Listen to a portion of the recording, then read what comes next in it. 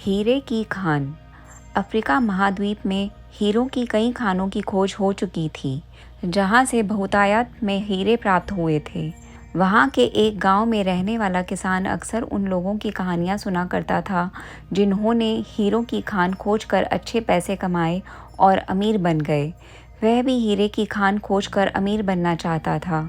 एक दिन अमीर बनने के सपने को साकार करने के लिए उसने अपना खेत बेच दिया और हीरों की खान की खोज में निकल पड़ा। अफ्रीका में लगभग सभी स्थान छान मारने के बाद भी उसे हीरों का कुछ पता नहीं चला। समय गुजरने के साथ उसका मनोबल गिरने लगा। उसे अपना अमीर बनने का सपना टूटता दिखाई देने लगा। वह इतना हताश हो गया कि उसके जीने की तमन्ना ही समाप्त हो गई और एक दिन उसने नदी में कूदकर अपनी जान दे दी। इस दौरान दूसरा किसान, जिसने पहले किसान से उसका खेत खरीदा था, एक दिन उसी खेत के मध्य बहती छोटी नदी पर गया। सहसा उसे नदी के पानी में से इंद्रधनुषी प्रकाश फूटता दिखाई पड़ा। उसने ध्यान से देखा तो पाया कि नदी के किनारे एक पत्थर पर सूर्य की किरणें पड़ने से वह चमक रहा था। किसान ने झुककर वह पत्थर उठा लिया और घर ले आया। वह एक खूबसूरत पत्थर था। उसने सोचा कि यह सजावट के काम आ जाएगा और उसने उसे घर पर ही सजा लिया। कई दिनों तक वह पत्थर उसके घर पर सजा रहा। एक दिन उसके घर उसका एक मित्र आया। उसने जब वह पत्थर देखा तो वह हैरान रह गया। उसने किसान से पूछा, मित्र, तुम इस पत्थर की कीमत को जानते हो? किसान ने जवाब दिया, नहीं, मेरे ख्याल से ये हीरा है, शायद अब तक के खोजे गए हीरों में से सबसे बड़ा हीरा। मित्र बोला। किसान के लिए इस बात पर यकीन करना मुश्किल था। उसने अपने मित्र को बताया कि उसे यह पत्थर अपने खेत की नदी के किनारे मिला है। वहाँ ऐसे और भी पत्थर हो सकते हैं।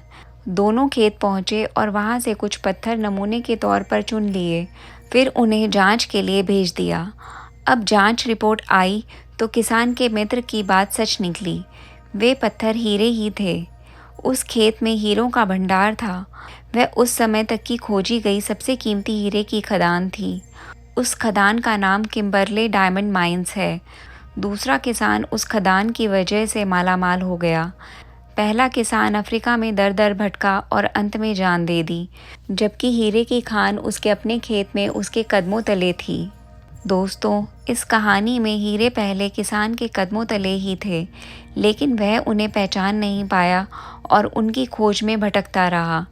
ठीक वैसे ही हम भी सफलता प्राप्ति के लिए अच्छे अवसरों की तलाश में भटकते रहते हैं। हम उन अवसरों को पहचान नहीं पाते या पहचान कर भी महत्व नहीं देते, जो हमारे आसपास ही छुपे रहते हैं। जीवन में सफल होना है तो आवश्यकता है बुद्धिमानी और परख से उन अवसरों को पहचानने की और धैर्य से अनवरत कार्य करने की।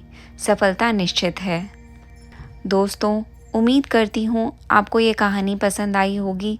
मेरी इस कहानी से आपने काफ़ी कुछ सीखा होगा। कमेंट करके ज़रूर बताएं। कृपया चैनल को सब्सक्राइब करें और बेल आइकन को प्रेस करके नए वीडियो को सबसे पहले पाएं। ऐसी ही मोटिवेशनल स्टोरी के लिए कृपया शेयर करें और हमसे जुड़े रहें। धन्यवाद।